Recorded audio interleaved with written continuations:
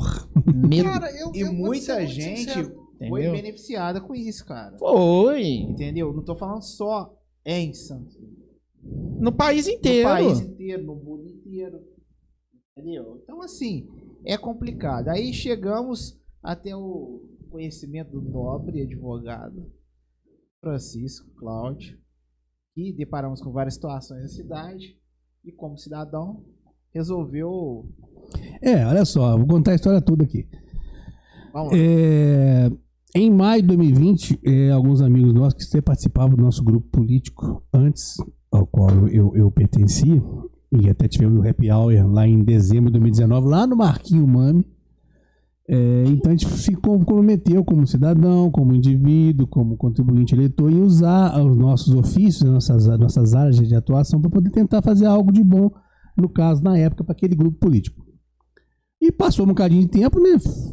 Dezembro, 31 de dezembro de 2019, 2 meses depois da pandemia, né? E aí veio salvo engano, dia 6 de fevereiro, 6 de março, parece, a Lei 13.979, que é a lei da pandemia. E que fala no seu artigo 4º, parágrafo 6º, o artigo 6º, parágrafo 4º, não me lembro de cabeça, que os entes públicos, Estado, município, Estado, União, tinha que, já que não tinha licitação para nada, tinha que pegar e colocar no site, link ou aba, os nomes dos contratados, os produtos contratados, a quantidade e o prazo, tá? E aí, passado isso, para aquilo ali, para a saúde, né? No caso, para poder combater a pandemia, essa lei específica chamada Lei da Pandemia. Isso, 6 de março de 2020. Isso. Tá. E aí, passou aqui março, abril, maio e nada, né? Não tinha informação nenhuma. E aí eles ajuizaram uma ação, uma chamada ação popular, pedindo para poder que fosse informado isso, que no site não tinha essa informação. A ação está tramitando até hoje. Mas o município não se manifestou na proposta de acordo que foi feita pelos 3 advogados, de adequação do site, adequação da planilha. A torneira já estava aberta. Já, abertíssima, já parada, né? Segundo, né, o Marcílio Maran, comprovada numa publicação dele lá em, acho que foi maio de 2021, que eu fiz contato com ele, pedi para ele poder, se ele podia informar para a gente, tinha acesso a isso que está fazendo no Brasil todo, né, várias cidades, principalmente por Minas Gerais aqui o número maior de cidades, né? Ele informou que o município de Santos Dumont no ano de 2020 recebeu um total de 77 milhões entre verbas federais e estaduais. 2020. Até 31 de dezembro de 2020. Ele informou isso em início de 2021. A torneira estava aberta. Isso assim, quando esse pessoal, esse pessoal aí, quando eles fecharam a minha pizzaria, eu lembro, acho que foi 15 de março, alguma coisa. Isso, foi por aí. Não tinha um caso na cidade. É verdade. Quando fechou absolutamente tudo, nada. Eles fecharam o caso mais próximo que a gente tinha era uma pessoa que tinha vindo de fora do país em Juiz de Fora. Era o caso mais próximo que nós tínhamos naquele momento. Eles fecharam de um dia para o outro. Fecha tudo. E nós ficamos 2 anos. Entendeu? E a eles entrou 77 milhões de reais. Em 2020. Qual que é a média do orçamento anual da cidade? Você sabe isso? De cabeça, não? Não, de cabeça não sei não. Eu sei que é o seguinte, isso aí não é fala nem minha aqui agora e nem na época do Marcílio Maran. O programa dele, a divulgação dele, tem tudo printado lá. Tudo portal transparência. Né? Tudo isso. Se você pesquisar, você acha. O envio de recursos federais e estaduais. Circulou, pô. No você WhatsApp, circulou, no Facebook, para todo canto. Tudo. Aí acontece, aí feito isso, como não tinha divulgação devida, entraram com a ação, tal, fizeram proposta de acordo em adequar o site, eles mesmos, os autores da ação popular, 3 advogados, amigos nossos, muito bons advogados, por sinal.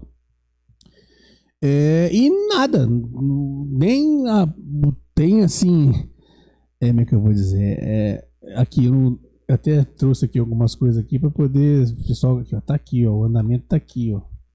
O processo está aqui, o número do processo está aqui, o andamento está aqui. A proposta de acordo que foi feita pelos próprios 3 autores, não foi sequer aceita. Nem manifestação teve na parte final do processo. Se bobear, nem analisada foi. O município não respondeu? A proposta de acordo nem se manifestou. E a parte final do processo também não. Aguardando sentença do juiz. Lá no processo. Lá no processo. Aqui, na ação popular aqui. Que começou antes da gente movimentar. Revelia? Não. Ele se manifestou, contestou. Foi feita toda a produção normal do processo de provas, apresentou que o site estava certo, tudo certinho. Mas aí os próprios autores fizeram a proposta de adequação do site com o que pede o artigo 4º, parágrafo 6º da lei. O artigo 4º, primeiro. Ele estava, conserta isso aí. Exatamente. Deixa a gente ver. Exatamente. Transparência. Deixa a gente ver. Não é briga. Não. Isso. E nem se manifestaram, tá? E agora tá para sentença do juiz. Tá. Mas aí nós o quê? Chegou em maio de 2021, um ano depois, nós fizemos o quê?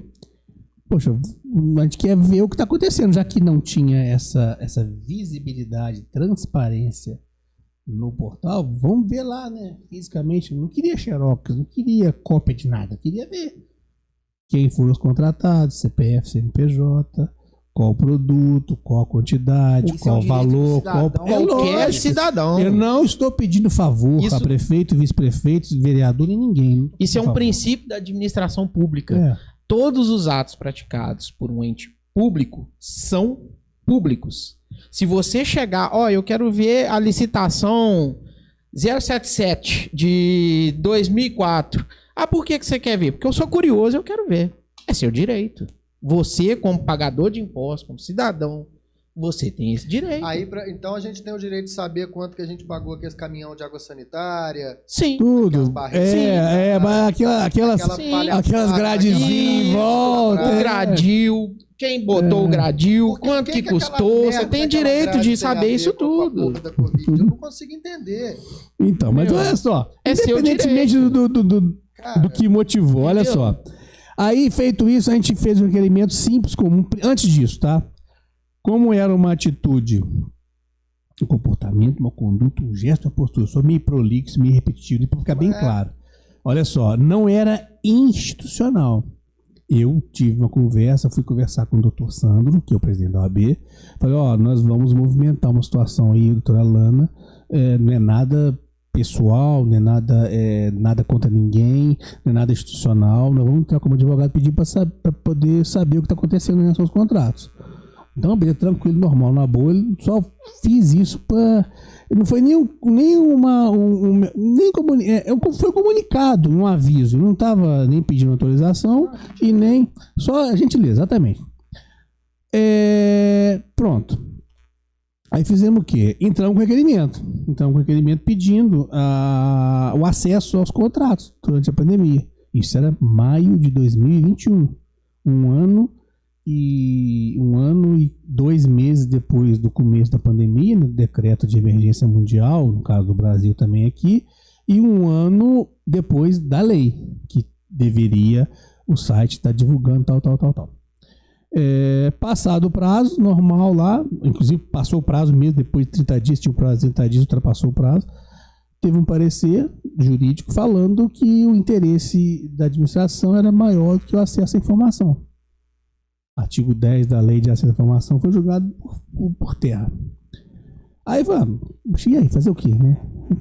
Nós temos que fazer alguma coisa, né? Quem que responde?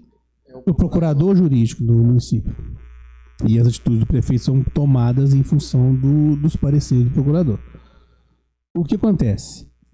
Nós pegamos aquela cópia, montamos um requerimento, chamado pedido de providência, e protocolizamos, literalmente aviamos, porque ainda estava aquela coisa de pandemia ainda.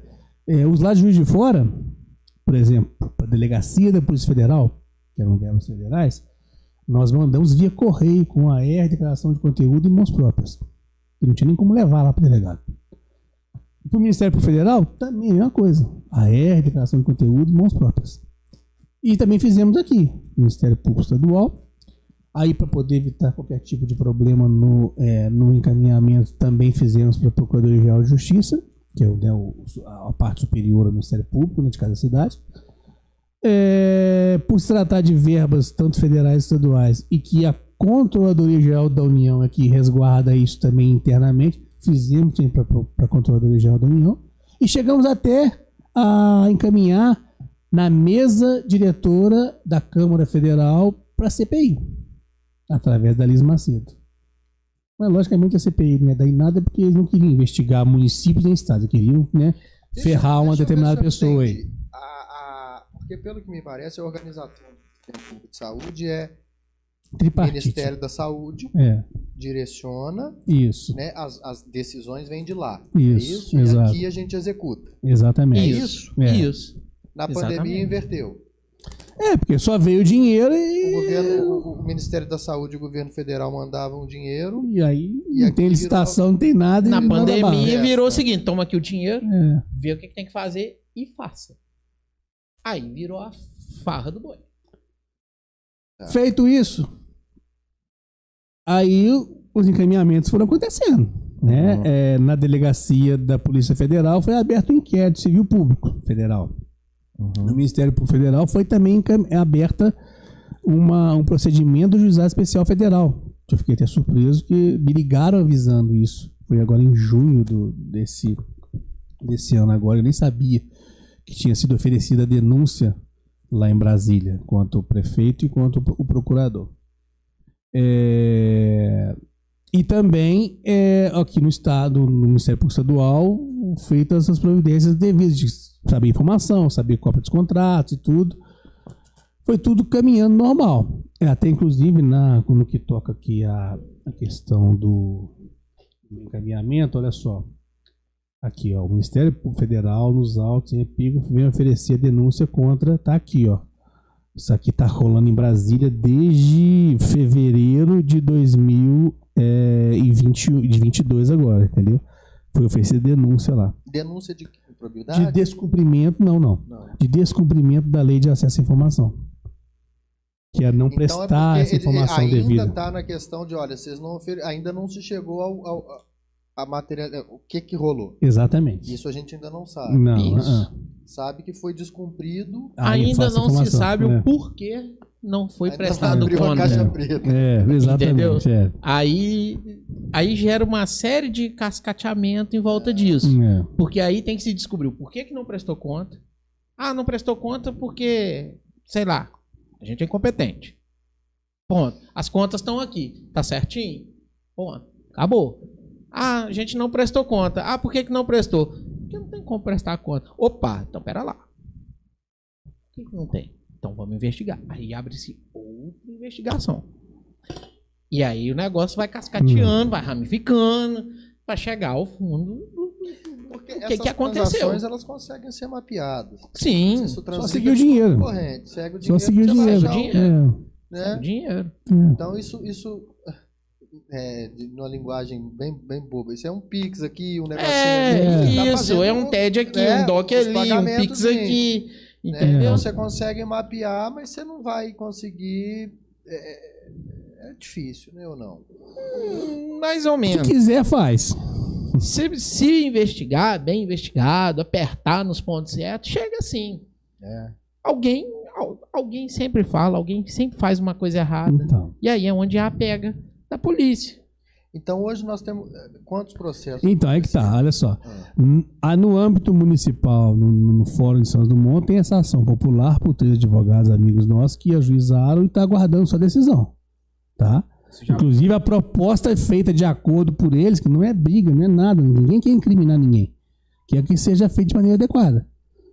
Sequer foi aceita e sequer foi cumprida também. Tá para decisão do juiz. Isso é a chamada ação popular, tá aqui. Tá, e ela passa para a mão do Ministério Público? Já passou aqui. E qual o parecer, você sabe? Não, o parecer é no sentido de que caberia ao município fazer o que tinha que ser feito e não foi feito. Mas ele se posicionou de maneira assim... Neutra.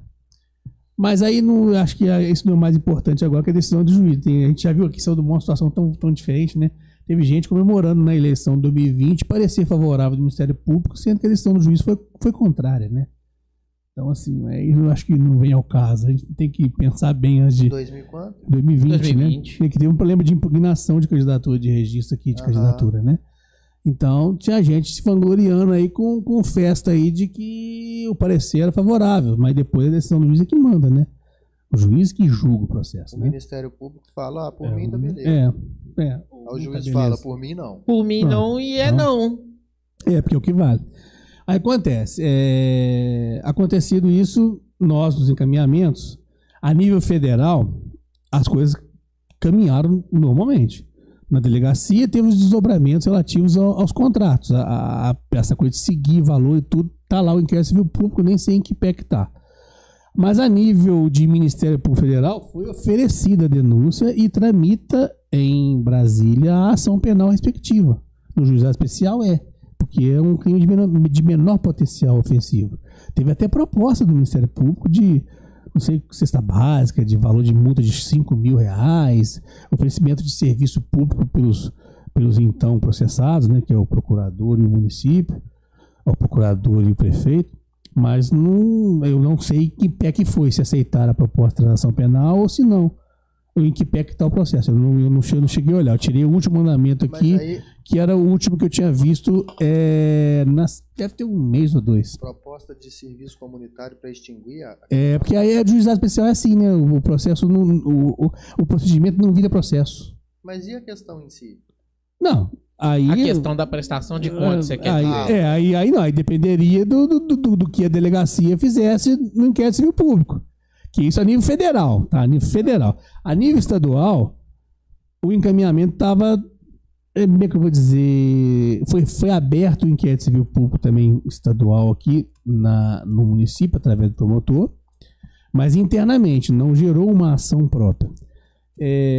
Aí acontece, aí a gente, né, e a doutora Lana, a gente printou todos os e-mails, printamos tudo que a gente tinha feito e fomos lá protocolizando pessoalmente no Ministério Público, impresso, esse pedido de providência, reiterando tudo que havia sido feito já por e-mails, por contato via internet. Isso foi dia 1º de junho. E nesse caso, nessa oportunidade agora, depois de 1 ano e tanto, a gente colocou os links das reuniões que ocorreram na Câmara, né, do dia 4 de abril, e aí já envolve, aí já amplia, tá, a questão dos problemas aí, tá? Já transcende a questão dos contratos da pandemia. Sobre a questão do abrandamento da lei do nepotismo e também a questão do aumento de salários de cargos, aumento de salário dos secretários, dos agentes de controle interno, CC1 e CC2. A gente colocou esse link. E depois, posterior... Né? Então, mas passou numa segunda reunião. Na reunião do dia 11 de maio. O nepotismo, não, o nepotismo caiu no dia que estava a Câmara cheia. Quando o povo participa, cara, quando o contribuinte, eleitor, cidadão, indivíduo participa, a coisa muda de figura. Tem medo de gente, né? Político não tem medo do povo, né? Normalmente é assim. Aquele que não quer fazer o certo, né? Quem quer fazer o certo não tem nada. O cara tá tranquilo, consciência tranquilo. Tá fazendo o certo, né? Não deve nada. Mas ali eu acho que todo mundo tem medo, então. Não sei. Mas aí tá, olha só. Você que tá dizendo. Deixa quieto, aí eu não prefiro. Palavras do Lucas. Aí olha só. O que acontece? Veio aí a questão do encaminhamento. A questão do encaminhamento, do aumento de salário dos secretários, dos cargos CC1, CC2, chefe de controle interno. Foi pedidas vistas lá pelo líder do governo na época, o vereador, na reunião do dia 4 de abril. E não foi para votação. Não foi votação, a gente sabe por que foi pedido de vista, né? Defendeu... Articular e defendeu o executivo. Esse que é o papel, né? Representa o governo. Vamos dizer, ele entra em contato com a oposição, que normalmente vota contra os projetos da ocasião e articula. Mas, Francisco, deixa eu fazer uma pergunta. E quando? Isso não entra na minha cabeça. Quando você é de oposição, de partido de oposição, se torna líder do governo. Pode acontecer. Tudo pode acontecer. Isso de minha cabeça. Você imagina. É a mesma coisa, assim, vou falar, né? É a mesma coisa tu colocar um cara do PT para ser líder da bancada do Bolsonaro. É mais ou menos isso. Tô falando uma analogia muito. Porque não tem. No meu consentimento, não tem uma lógica clara disso, não, cara. É pra estreitar o diálogo? Cara, se você é oposição, tu vai ser líder do governo? Se o cara já tem a base dele, como assim? Eu não tô falando que isso acontece num caso específico, mas tô, tipo assim... O que acontece? Meu interesse. Eu sou oposição. O projeto que está em questão, a princípio, não é meu interesse. Mas na articulação, surge uma proposta que passa a ser do meu interesse. E aí eu levanto a bandeira. Vamos votar junto, Esse antes, acima da nobreza. Exatamente. Você lembra que eu falei? Exatamente. Mas por quê? Não digo, isso aí eu não estou dizendo que acontece aqui. Tá. Mas funciona dessa forma. Você é situação da bancada do governo. Eu sou oposição. Você precisa aprovar um projeto seu. Você chega em mim e fala assim, Vitor, eu estou precisando aprovar um projeto aí. A situação é assim, o projeto é assim assado e tal. Não sei se você concorda ou não, mas eu queria que você votasse a favor. Aí eu pergunto para você, e o que eu ganho com isso? Aí você vai dizer, não, você tem um projeto na casa rodando também, não tem? Tem um projeto assim assado. Olha, eu não concordo, mas eu engrosso o barbante desse projeto aí para você também. Tá feito aí. Enquanto isso, a cidade... Enquanto isso, meu amigo, seu interesse e meu interesse, que prevaleça a cidade que se exploda. Lembra a gente falando? O povo que se exploda. Quais as 4 coisas Entendeu? que unem as pessoas? Amor, medo, interesse e ódio. No caso, é o interesse pernicioso, maldoso. E isso ainda é uma coisa de jogo político só. Isso é o jogo da política. Agora, ainda tem algo aí que eu acho que na minha opinião pessoal, é mais... É nojento mesmo, a palavra é nojenta mesmo. É quando nesses interesses estão os famosos, né? Que a gente falou desde o início. Cargos, licitações e contratos, comissionados. Esse que é o grande problema. Isso é barganha. Se você não votar o meu projeto, você perde lá o cargo do papagaio, do periquito, do não sei que mais quem lá, do irmão, do avó, da tia. Exatamente isso, exato. E aí eu trago para vocês uma palavra conhecida de todo mundo, né? Quem está assistindo aí e tal. O mensalão. O que era o mensalão? Uma coisa muito simples. Você é situação, eu sou oposição. Você quer aprovar um projeto seu, você chega e vem, eu tenho 200 mil aí para tu votar junto comigo. Você tá dentro ou tá fora? Interesse meu. Tô dentro, dá meus 200 mil aqui. Vota no projeto dele aqui, que o projeto dele é bom. Sei lá se é bom, meu amigo. Eu quero meus 200 no bolso e que se exploda. É isso que aconteceu. Tô falando assim, de uma maneira mensalão, mais... né? No mensalão. Eu tô falando assim, de uma maneira mais esdrúxula. Mas é isso aí que aconteceu.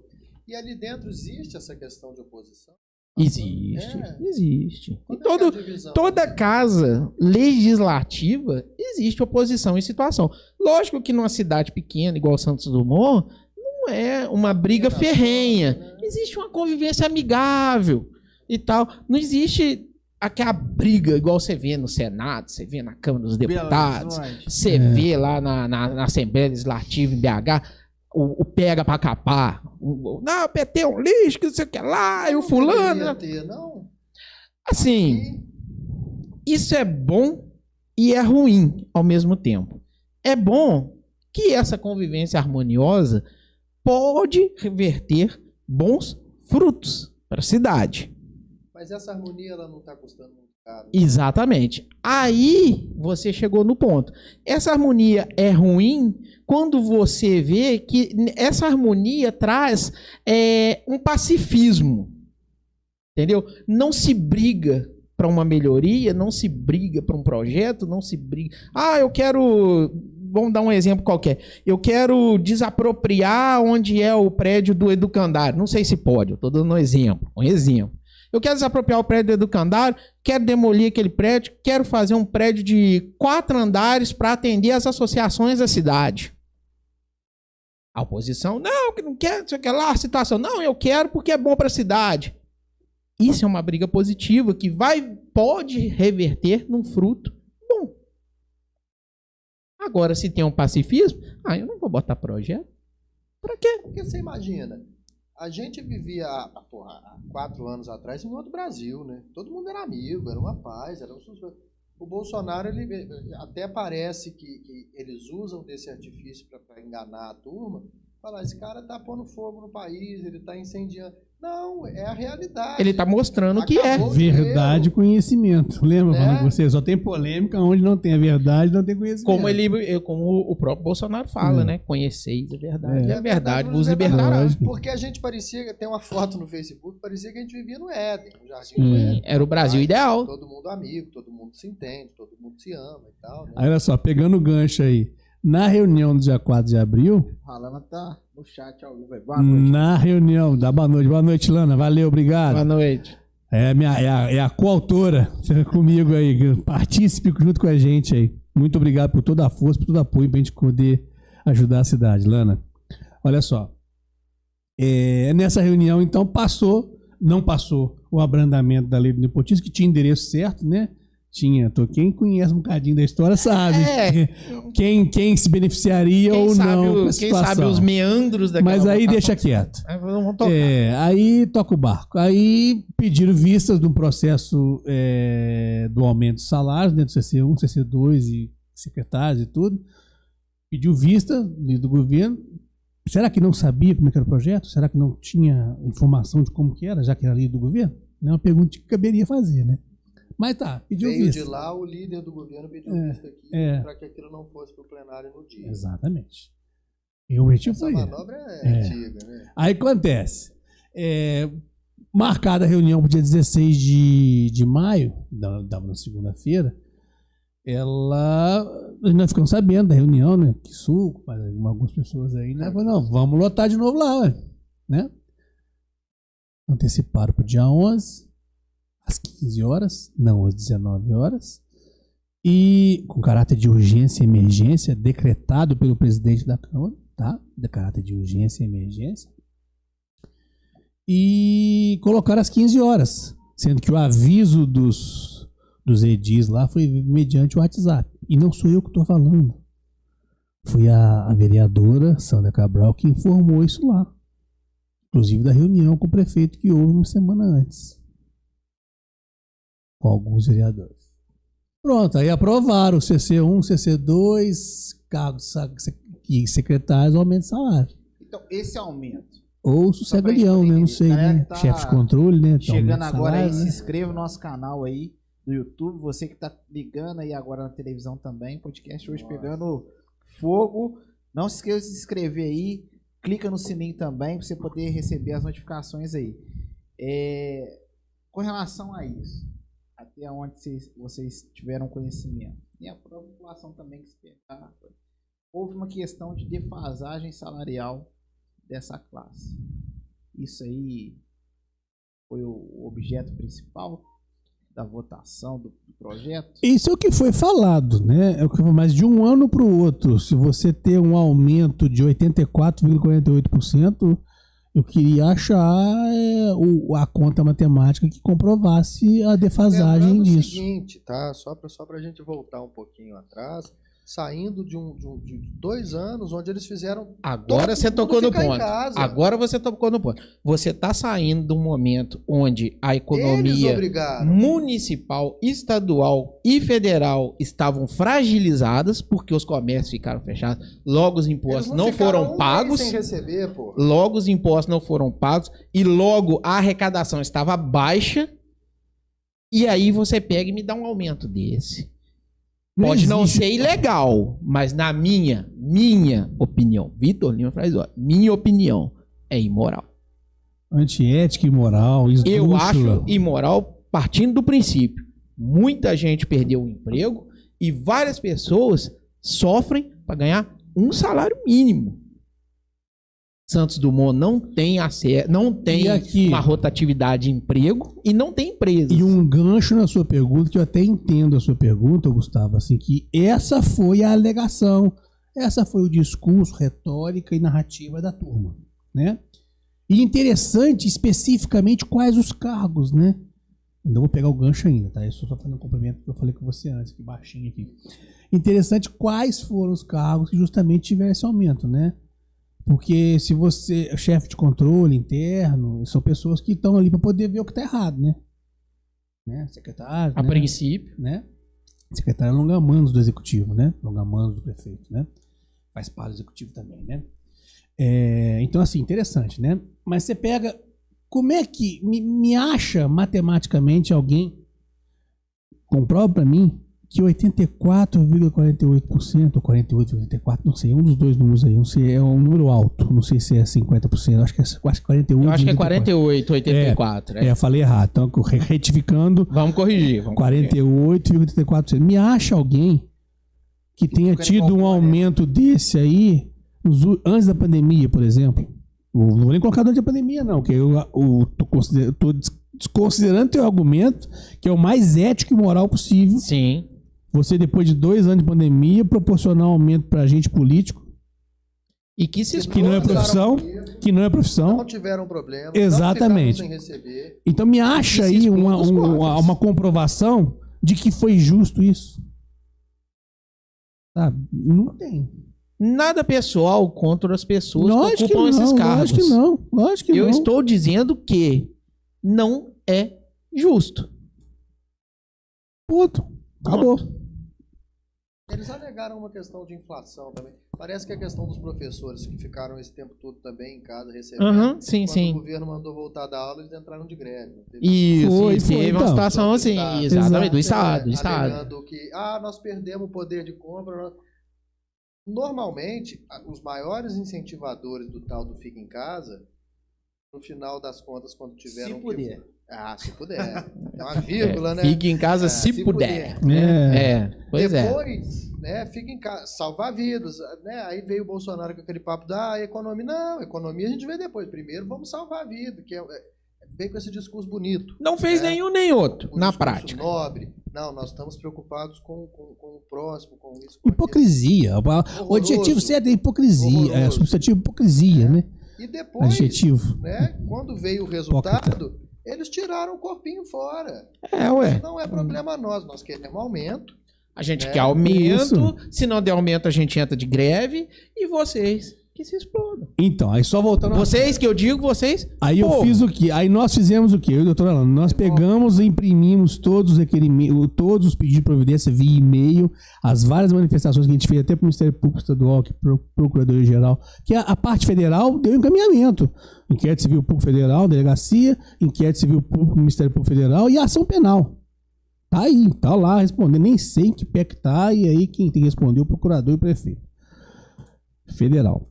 A nível estadual, o negócio tá mais assim, né, nesse encaminhamento aí, não tão assim adequado, e foi, a gente pegou e fez isso, imprimimos tudo fisicamente, aí já tinha passado no caso da pandemia, né, em junho desse ano, protocolizamos, e passado 10 dias também continuou a mesma coisa, levamos BH.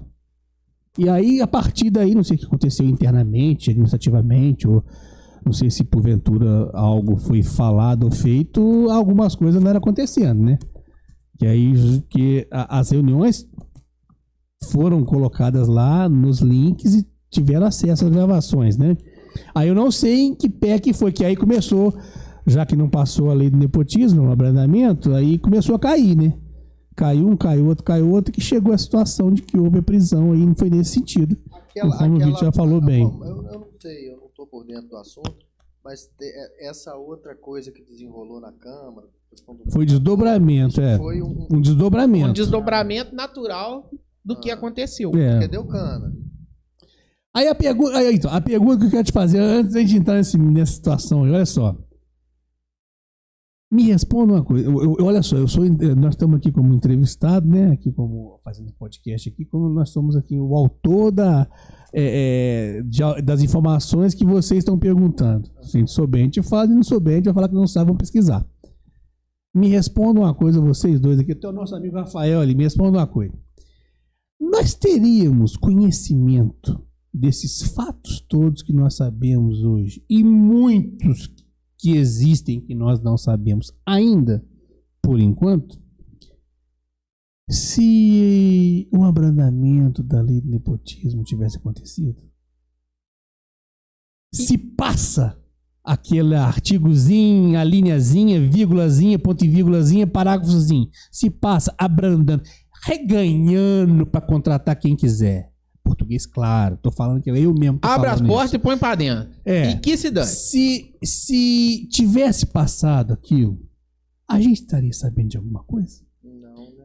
Isso aí no direito penal tem um nome, chama-se nexo causal.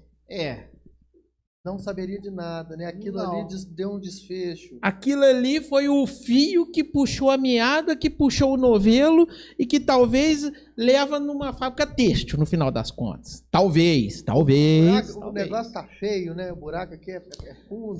Lógico. É por isso que estão as pessoas, os agentes políticos, os candidatos estão se unindo por sintonia. Osmose. Por interesse, né? Aí tem que ver qual que é o interesse que você defende, né? Se é princípios, valores, atitudes, ética e moral, ou se é para dar um jeitinho em algumas coisas.